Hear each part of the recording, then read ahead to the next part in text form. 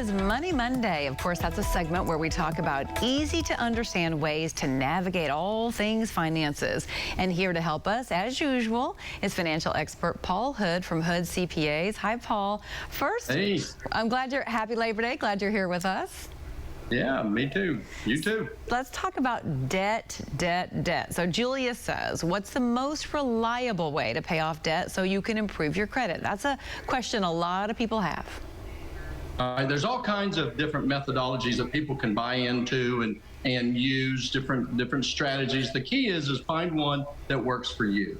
The one that generally works the best that I've found is you make a list of all your debts, especially credit cards, with the lowest balance, highest interest rate, all the way down to the highest balance. And then you start paying, you take minimum payments and pay on all the credit cards except for that top one. You pay as much as you can on that, be consistent.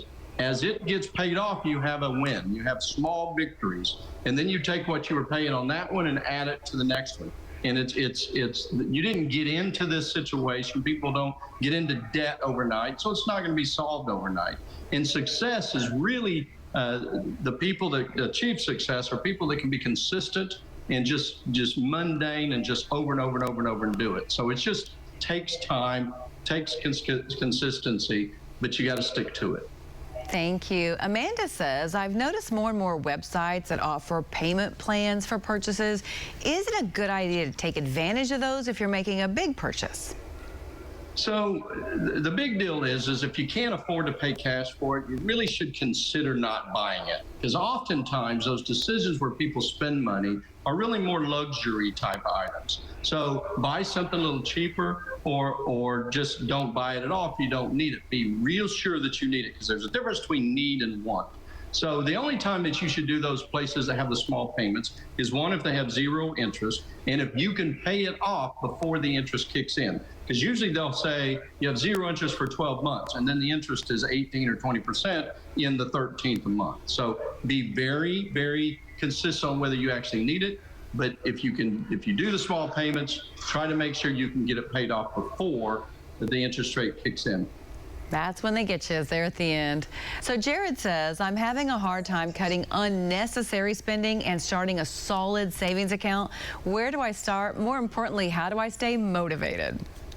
So I would recommend, Daryl, read a book called The Richest Man in Babylon. It's a little thin book, but it's a story-based book. And the key is regardless of what you pay on debt, start saving now.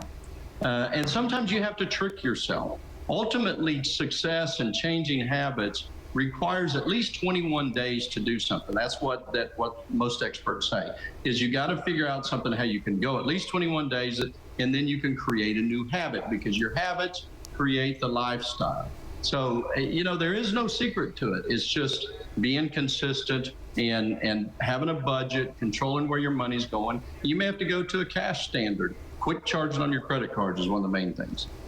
All right, and that, of course, the motivation is you'll feel so much better in the end, of course. So that's exactly right. If you have a small victories we'll take, because that is big success. So if you have a financial question that you would like to ask Paul next week, just send them to us at moneymonday@griffin.news. And we'll be right back here at 4 o'clock.